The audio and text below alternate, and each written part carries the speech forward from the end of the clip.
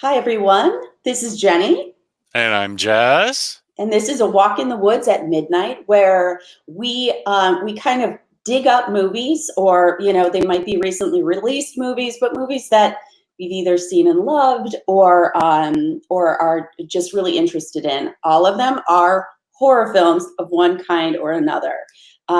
We love everything except for, I think, sort of the slasher type films. And so you'll find a lot of psychological horror here, and different kind of like eerie, disturbing things. So those are the movies we watch. So if you watch those too, then you're our people. So I like how you started it off saying we dig them up, like we're in a cemetery we're in a digging them crypt up. digging it up. Yeah. Oh, I wish. So this week we watched Jacob's Ladder. Jacob's Ladder, correct. So Mm. so we watched Jacob's Ladder, which is it's one of my favorite films. I know that it's sort of like it's a movie that when it came out in 1990, it wasn't very popular. People just didn't really want it at the time. They weren't kind of like it was sort of too weird and abstract, I think. But it's developed a cult following. And it's here all these years later. I actually just went back to it about 3 years ago, I think, and watched it because I want to say I was in high school when I saw it.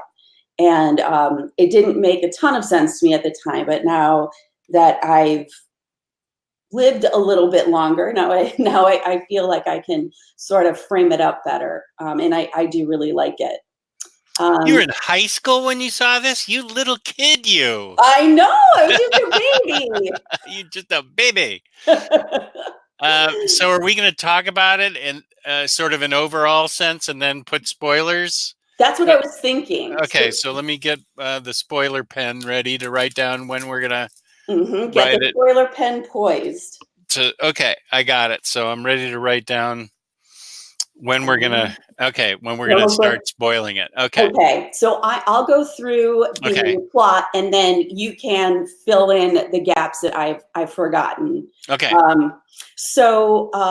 This is a film directed by Adrian Lynn, who knew, in 1990, and it was written by a man named Bruce Joel Rubin.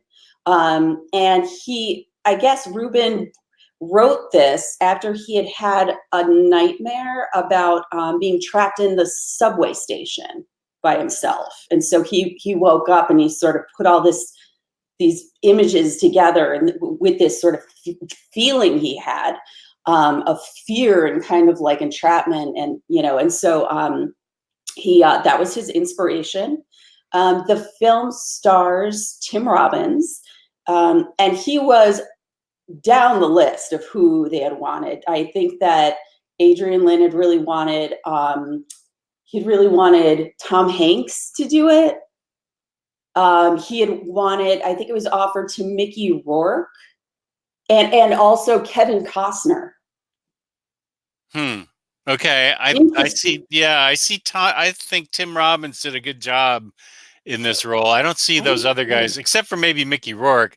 I don't see Tom Hanks in this role at all. But I see Tim Robbins. This is more his movie, I think, than anybody else's. Now that I've Yeah. seen it, I see him doing it. I don't see those other guys in this. I Same, and I think that he has. I mean, I think that he has a lot of the tools that the role required, sort of to begin with. He's got this sort of like innocence to him. He does look very much like kind of like a baby in a lot of Totally. ways. He was so baby faced in this movie. Yes, really just vulnerable. It kind of reminded you that, really at his age, especially, which we'll get into a little bit, when he was in Vietnam, you kind of like look at him and go, wow, he's just a baby. He's just a boy, you know? Yeah. So yeah, so I thought that was kind of interesting. And it also starred Elizabeth Pena, who was in a few films in like the 80s. She was his like girlfriend. Super recognizable face. Yes, yes. And then Danny Aiello, who is Yeah. probably just coming off of his Moonstruck, Uh-huh. days. And Moonstruck is a film. It's also a very mythological film, like this one. And it's really, this is so weird to say because I know it's sort of like this romantic comedy or whatever. And I love these weird, dark, creepy films. But it is so gorgeous. It's almost, to me, Moonstruck is almost a perfect movie. Don't hate me for saying these things, What? but it's a Moonstruck's very awesome. acclaimed movie. Don't I you loved think? Moonstruck. I loved Moonstruck. And my family is, Italian. Like my grandmother was Italian, and so a lot of those, it kind of like a lot of the things that happen and the way that they speak and some of the familial things going on are very like I've experienced them, but I think it's a human film, and I know we're not reviewing Moonstruck right now. I know, but there, I still remember I have a really good friend that's Italian, and he's back when Moonstruck first came out, he said that movie is so perfect because when some issue comes up, the dad said they're talking in the living room, and the dad says some big issue comes up, and the dad said, "Let's go to the kitchen." Yeah. And all the important, yeah, exactly, and all the important things to get discussed in the kitchen. He said, "That's exactly how it is in an Italian family. Everything important gets discussed in the kitchen." I go, "Really?" He's like, "Yeah, they really nailed that part." And I go, "Oh, that's cool." That's such a great thing that he pulled out. It's true. Yeah. So yeah. So anyway, Danny Aiello, before he became like a creepy mob guy in other films. So yay. So anyway, the inspiration for this film you can see throughout. Tim Robbins is reading some paperbacks. He's reading like The Stranger by Camus. He's reading The Divine Comedy by Dante. So you get this sense of like of kind of like what it philosophical, like what does it mean to be human, and what is right and what is wrong, and what is dead and what is alive, and all of these different kinds of things. And so also the director Adrian Lin like drew inspiration from these different artists and things. One was from the guy who designed the aliens, I guess, Alien and Alien. H.R. Geiger. Yes, yeah. Hmm. And so a lot of that kind of like industrial looking, but also alive kind of feeling. So he drew inspiration from that. Diane Arbus, who would take photos of those hairy dudes, Yeah. and then also Francis Bacon, the painter, and he would have these weird, like, you can tell, especially like in the people whose like heads were shaking so fast, Yeah. like a lot of that kind of came from the imagery in those paintings. Ah. I went back and looked him up because all of these people, and looked him up, and I was like, wow, yeah, like I can definitely see the connection, and like what does a nightmare look like, and what does it look like to be in hell, or someone's idea of hell, and so it was really cool. So anyway, I'm delaying the plot of this. So Yeah, no, this is good because this movie is not your typical horror movie, and I think you're doing a good job of laying out the psychological um, thriller aspect of it and how tense it was for his character to be going through what he went through in this movie, and how gripped he was with um, psychological fear throughout the whole thing. yes, absolutely. And also loss, his son and his family and all of these different things. So, and when you really think about it, I love psychological horror so much Right. because when when you think about what is truly terrifying, it's not really a monster coming to eat you. It's like losing people you love, or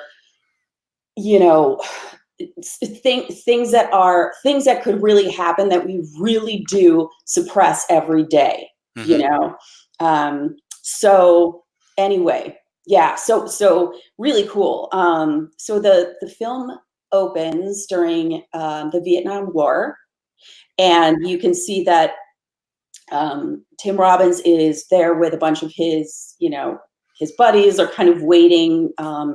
It's kind of like one of those times when they're sort of like waiting during the war, and it's like anything can happen at any moment. And, you have to sort of continue to exist in this bizarre environment that is so dangerous and scary. That stuff always fascinates me too. Yeah. It's like your body, you just have to get used to this. You have to like even out at some point, so it's like you're in this dangerous hell zone. It's like, how do people keep living? And they do. But he's so basically what happens is there's they see a fight, people are starting to they're shooting them, and they're coming at them, and we see the battalion like react, but also several of the members start to like foam at the mouth and like bleed and like just sit there comatose, and all of these very bizarre reactions that they're having that there's nothing to explain it. So Tim Robbins is wounded, and then he's taken up in a helicopter to be treated medically. So then we flash forward to the 70s, where we see him, he's on I want to say L train. He's on the subway train. I'm in Chicago. We say L train. Oh, L, yeah. Subway. He's on the subway. Yeah. He's on the subway, and you can see that he's sort of like just woken up kind of from a dream. So you assume he's thinking back on these things. And so he gets off at a stop, and he is trapped in there. And I like it because that's where the weirdness starts. It starts right away. Yes, it does. It starts right away, where things are just like not as they should be, And Right. I guess that the team, like Adrian Lynn had gone to, it was that stop, or it was a different stop that they made to look like it was that stop. But they went to an abandoned level of this train station, which was beneath the actual train station, and they retiled it and made it look like it was in operation again, because it was so dark and so dank and so ill cared for. Wait, this is in real life or for the movie? This is something they did in real life to make it look that way in the movie. Okay.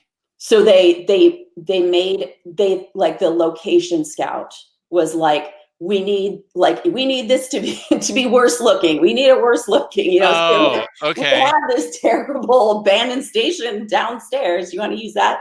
So they did. Okay. Yeah. So they did that. He's in there. He's trying to get out. Everything is locked. He is trying to get out of there, and he has to go across the subway track, which is incredibly dangerous for 1,000 reasons. Right. And he narrowly escapes getting hit by a train. Are we spoiling it now? I don't think so. Okay. I'm getting detailed, but I won't. I'll stop. Okay. So anyway, so where's so we find out then that he's like a mailman. He's gotten his PhD, but for whatever reason, he's just sort of like, you get the sense that he's sort of like, none of this really nothing really matters. I'm just, he can't sort of make sense of life. And that's, I think, where a lot of like that, the stranger maybe kind of idea comes in. Mm-hmm. And so he's with this girlfriend of his named Jezebel. His name is Jacob. There's lots of biblical Lots of names in this. biblical overtone. Yes. And so anyway, she's sort of, they've got this like shitty apartment in Brooklyn, which I'm sure would be worth $10 million now. But it was made at a time when like New York was kind of not what it is today. So no, totally. Yeah. There's rats everywhere and just fetid water, just bums, and everything's broken down. Nothing works. Yeah. Nobody cares. Everything's crappy. Yeah. Yeah.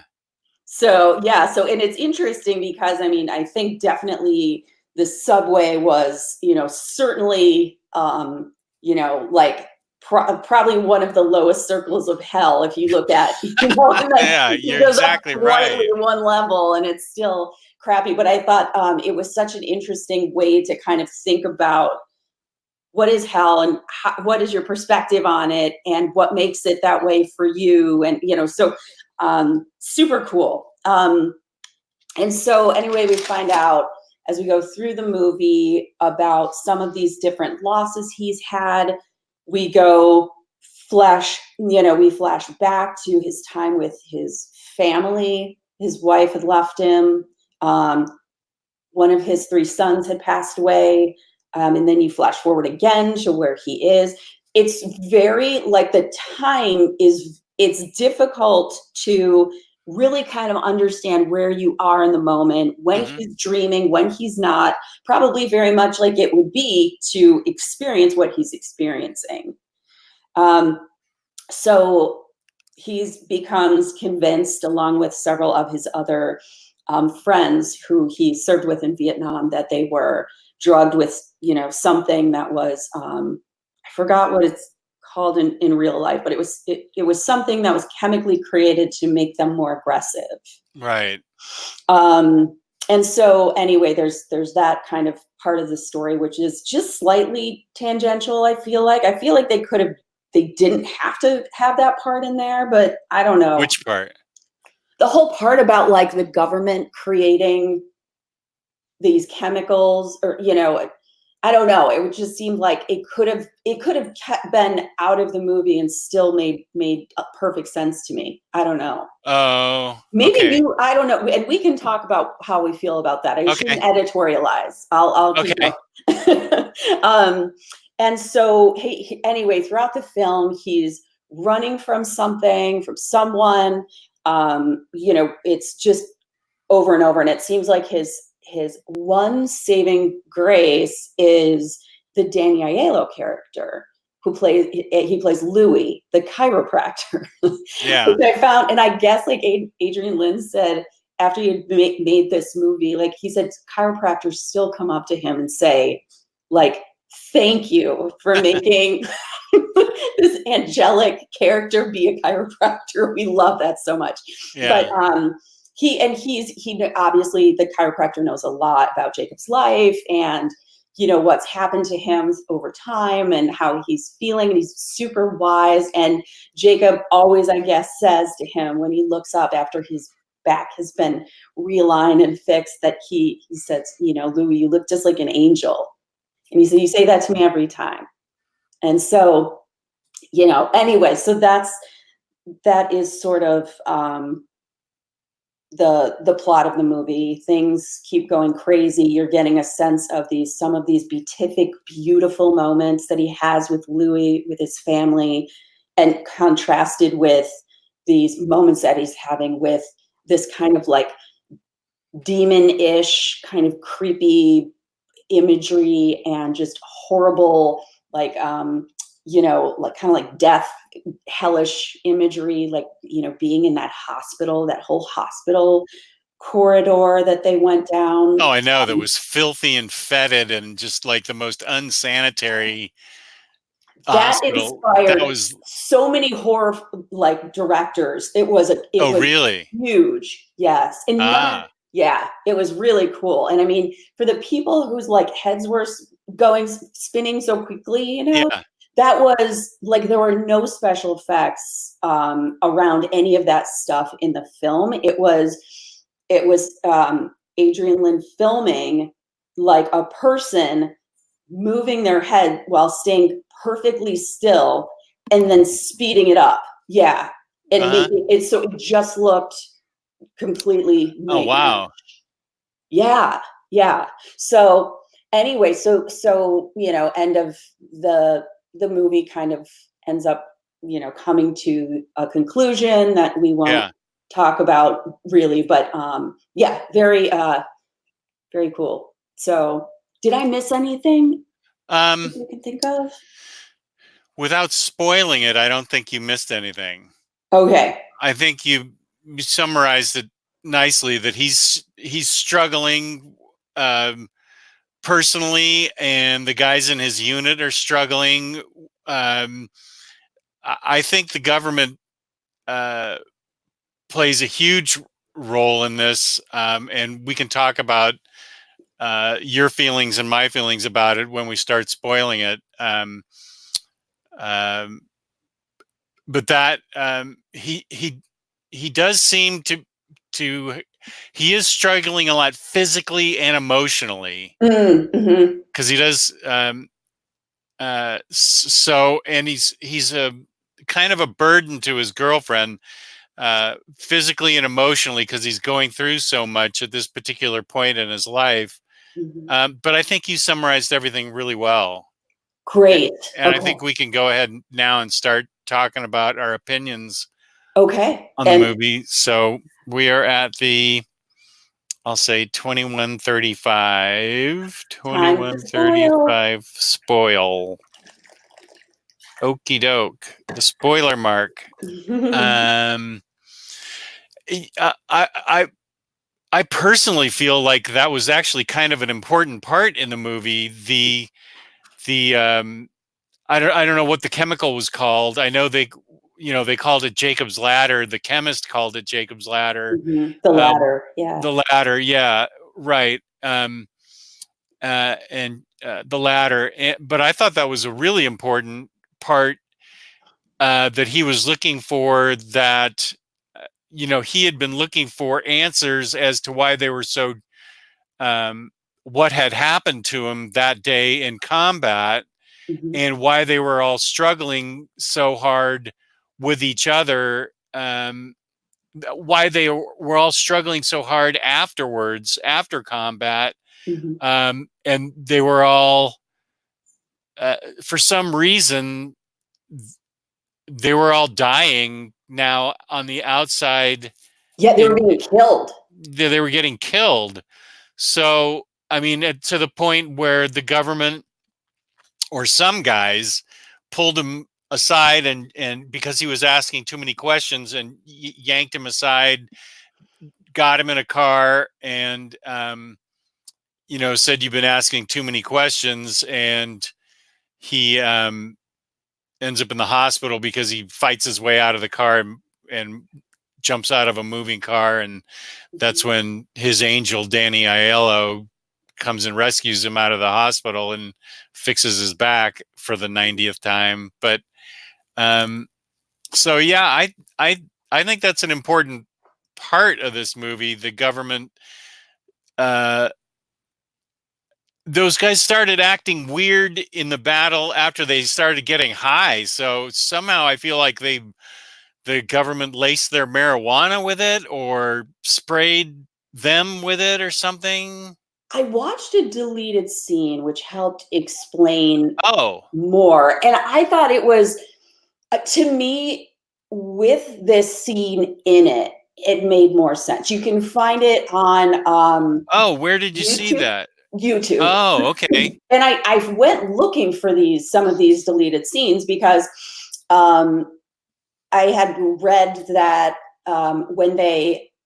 when they like showed this film to a focus group, people were just like, it's too intense. Like, just there's too much about this movie that's creepy and it's like it's just too much. And I'm like, why the hell are you at? They don't know what they're talking about. So But what was the deleted scene? the deleted scene was with him and Michael, the chemist, who he Yeah. meets up with. Yeah. So Michael meets him to talk to him about what happened. And then he says, I have the antidote to this drug that I helped create. And so they go to a hotel that this guy is staying in. And he like, he like pulls out the antidote and gives it to Jacob. And it's all that also is very interesting because I don't know if you're Catholic or you've been to a Catholic mass, but the priest will put a host in your mouth. I don't know if you've ever seen that. Like somebody will, if you go up for communion, you Is that walk the up wafer? there and it's the wafer. They Yeah. put it. So he administers this stuff, and it looks, at least to me, very much like that. So you start going, Oh, okay, religion, like so I don't know interesting. what that means. I haven't followed that thread at all. So, whatever, may mean nothing. But So he administered a antidote to he him. administered an antidote to him in this hotel room, and he's like, he's like walking him through this. He's like, calm down, because Jacob starts to kind of freak out. Yeah. And the guy is like, just, you have to relax. And he's like seeing all these terrible visions and the ceiling caving in, and there are all these demons. And you can see that the guy, Michael, who's he's like an archangel, right? Yeah. So in the Bible, so he's like backlit, beautifully, telling him just to calm down, that it's just his mind, to stop fighting. And knowing at the end that this whole thing has been a struggle for him to hang on to life as long as he can, that just letting go is going to, turn the demons into angels. We get to see this guy walking him through this as a sort of an angel, like Danny Aiello walks him through it. So he experiences pain, like the back cracking, or Yeah. like going through this psychological stuff that the antidote is relieving him of, or purging him of, or whatever. And so he serves that same kind of role, because he seemed, and he also, if you notice, like when that car gets blown up, with Jacob had met up with one of his friends from Vietnam, who he was conferring with about this, and the car blew up, and Michael was there, and he dragged him away. Right. So he's shown up at different parts in the film, and I think what happened was when they cut that scene, it seemed more forced. So it almost was like, okay, we have him getting pursued and weird stuff happening throughout this movie, the government's after him, and so it came to a kind of conclusion that was really kind of beautiful and made sense. That, and then didn't so much. I don't know, but yeah, I wish they would have left that in. But yeah, I do too. It sounds like it would have made a lot of sense to leave that in. Yeah. But I know why this movie appeals to you. I already know why, because it's so psychologically complex. As soon as I got done with it, I said, Jenny loves this movie. I can already tell that she loves this movie because it was so deeply psychologically complex. I knew that you loved it, but I don't know that this is going to be considered a horror film by any of our fans or fans of horror movies. I mean, it's a disturbing thriller, a disturbing psychological thriller, but it's not like any of the other movies we've ever reviewed.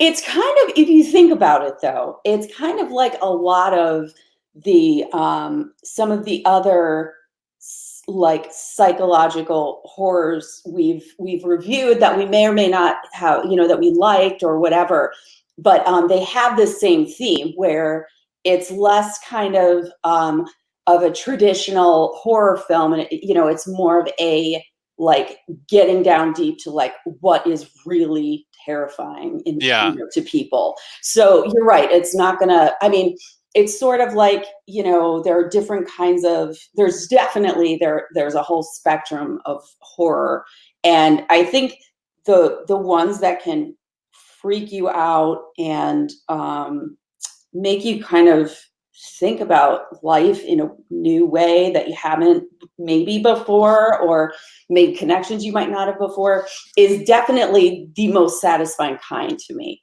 I do still think it's horror, but it's not when someone, like when you think about sitting down and watching a film like with a bowl of popcorn and like getting ready to get really scared. It's definitely not that. So why do you think it's horror then? Um, I think it's horror for a lot of the elements that were in it. I think that I'm trying to think. I think that his, I saw like I was seeing his version of hell with creatures and really disturbing imagery, like when he was so ill and Jezzy, his girlfriend, came up to him and she was like, he was just like this, he was like just sapped of life, and she came up to him and she's like, you need to go out. And then she looks at him in his eyes and she's like, is anybody home? And her eyes get like really demonic. Oh yeah, she was a complete demon. Yeah. And just kind of feeling that sense of like, oh my God, you're so close to this thing that is eating you up and taking you over, and you're sort of trapped in this situation where and she is a really volatile creature, and Hmm. getting knocked out by guys in a car and dumped, and having Santa steal your wallet. That's right. I forgot about that. Yeah, and then also, I mean, I thought that definitely the gurney scene for me is what was the was for me was very scary. That was And terrifying. and the people like and standing over him with the shot, and then and Yeah. multiple times throughout the film, they tell him that he's already dead. Yeah. So the woman looking at his lifeline at the party, Oh yeah. she's kind of talking to him and she's like, this says you're already dead. Like, Yeah. what's going on? And then the surgeons, the eyeless surgeons Right. stand over him and tell him he's already died, and that this is his home. He can't go home. Like, to me, that is, to me, like, that's way more terrifying than like a quickie jump scare. This one stays with me. This Mm. one haunts me. Oh. Where Okay. the other ones maybe do a little bit, but not at this level. So I think that you're right. I mean, I think different things scare us differently, Yeah. but and it's definitely not like a fun scare movie. That's for sure. It's like you're gonna go through some shit with this. Yeah. It's gonna be sad. It's gonna be You're gonna be elated. You're gonna be like scared. You're gonna experience like a multitude of emotions, I think. But yeah, it's not like. And I thought that you dislike the film that we saw with the artist? I can't remember. Remember the one where he was painting what was going to be happening to his kid? Wait, the artist. Yeah, what am I trying to Devil's Candy? Oh, I Did like you that look at movie. that one? You did. I Okay. did like that movie. That was, I think, a good meeting in the middle of psychological horror and actual horror. Yeah. And the No, horror I'm of trying to people. now I'm trying to think. We just that was just a couple movies ago, Yeah, but yeah. I'm trying to think. It had the guy who was sitting in his car eating candy, and the devil Oh was yeah, yeah, yeah, yeah, watching yeah, yeah, him. yeah, yeah, There was yeah, all that yeah. heavy metal. Yeah.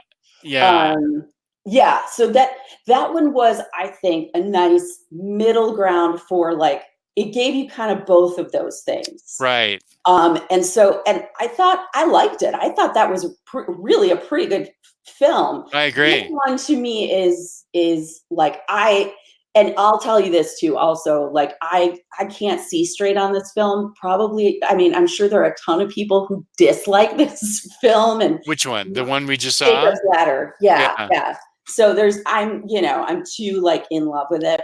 This is Probably a personal favorite of it's yours. just a personal favorite of mine. Yes, Yeah. yeah. So, which you called. I mean, you knew that I was gonna that. Oh, I knew immediately. Yeah. I know this side of your personality. Now I don't know. Actually, this is the only side of your personality that I know because this is all we ever talk about. I don't know any other side of your personality, but I know this one really well. Yeah, yeah, yeah. It's funny because I'm not like a. I don't think I'm like creepy or like weird in real life. Like I think I'm a very like I'm like I was a book editor. I like am, I'm work in like corporate communications.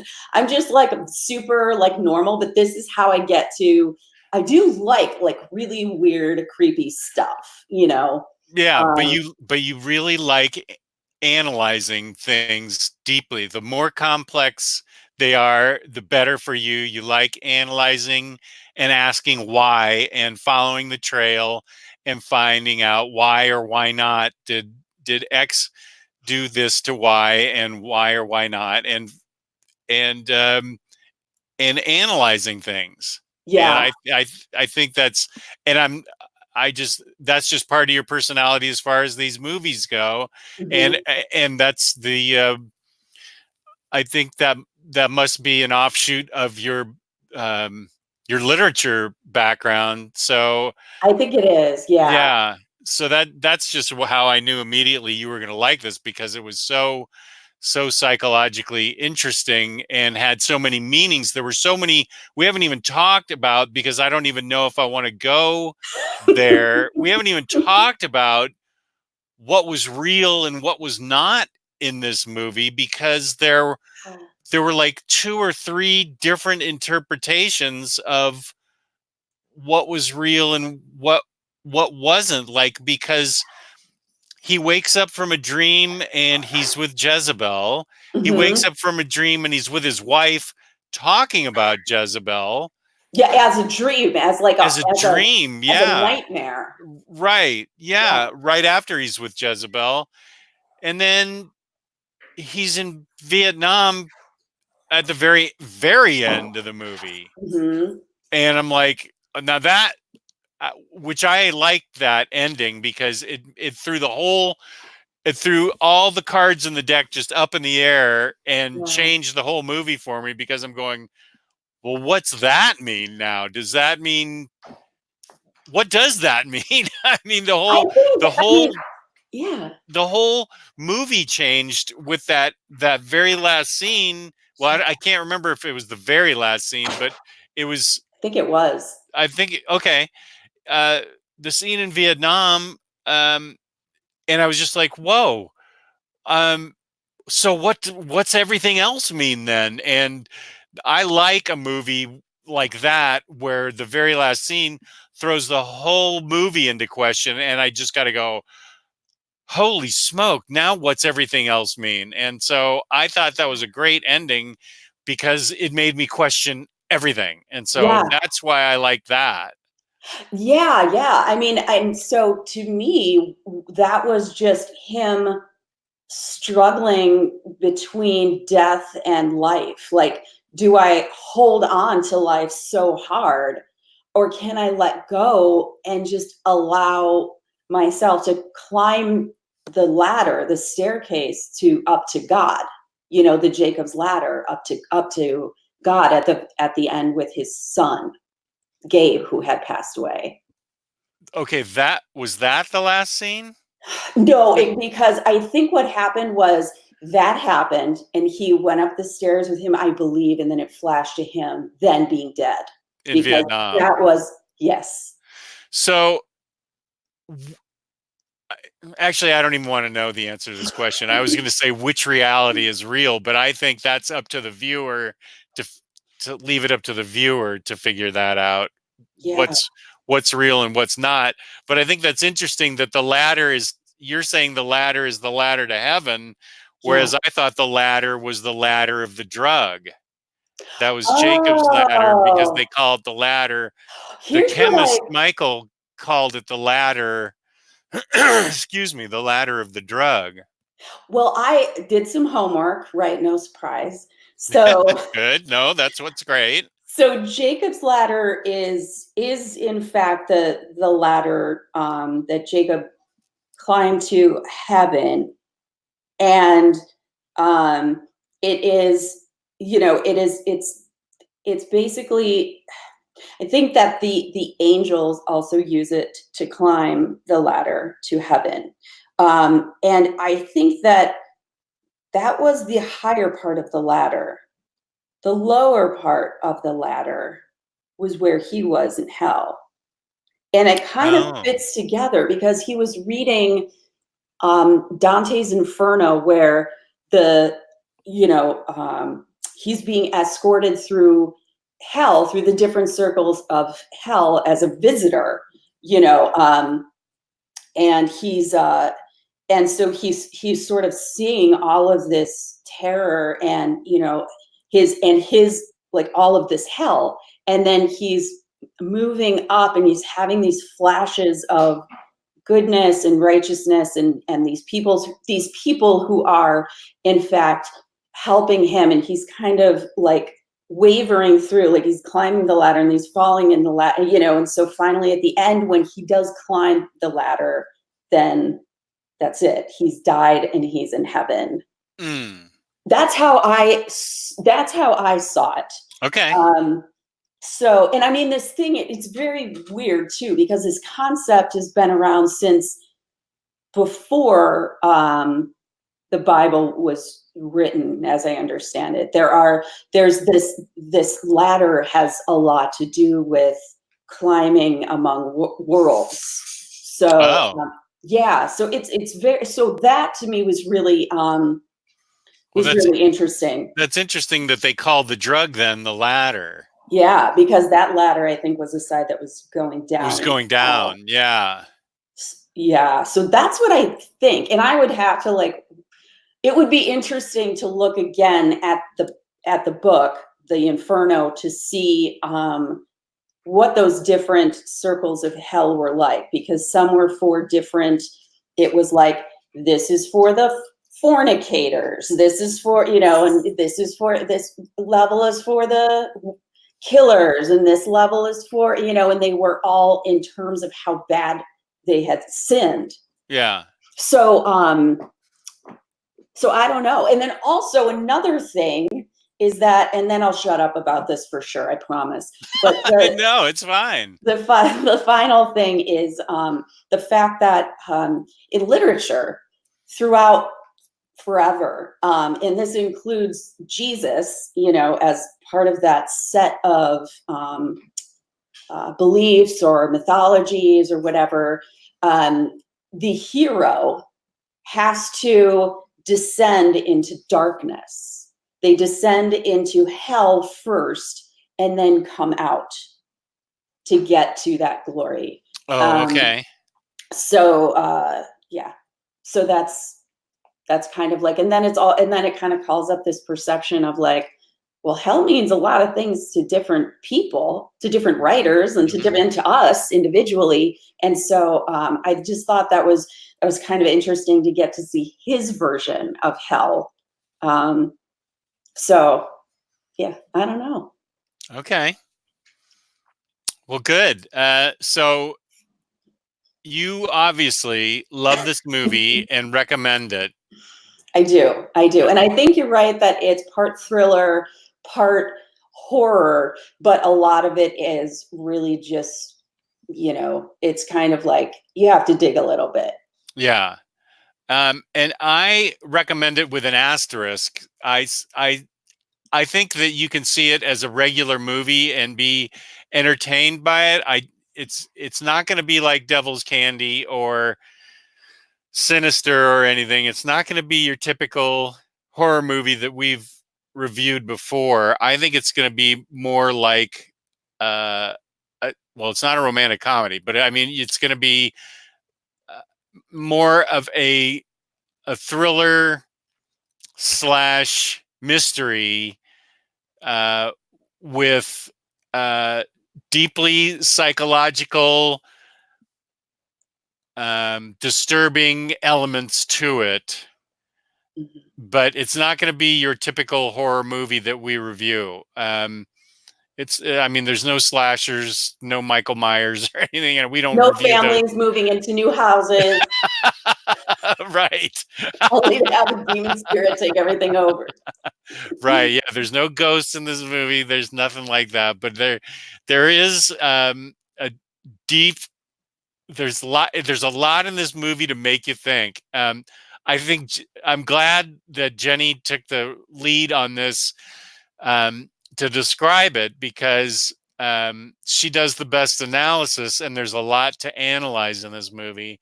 And if you want a movie that will make you think a lot and give you a lot to sort of chew on. I was just going to say that. It's exactly the right thing I was going to say. A lot to chew on.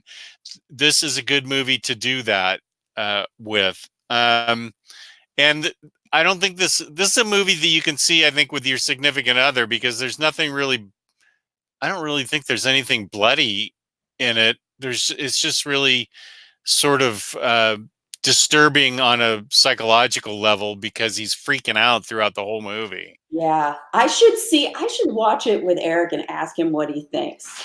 You know, like, I'd be interested in knowing what he thinks. Because if it gets too scary, he'll get up and leave. You know, but if it's not, then he'll kind of stay there. Unless there's football on, and then all bets are off if there's football on. That's right.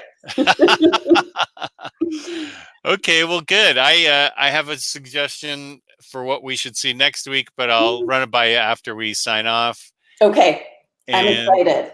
Okay, good. I like your recommendations. I think you pull them from good sources. Okay, good. This one comes from a friend who sees lots of movies. So thank you for watching. Thank you for tuning in. If you could hit the like button or leave a comment. We always respond to comments, and hit the subscribe button. Please subscribe. And we love doing this. So thank you for watching. Peace and love. Peace and love. Thank you very much.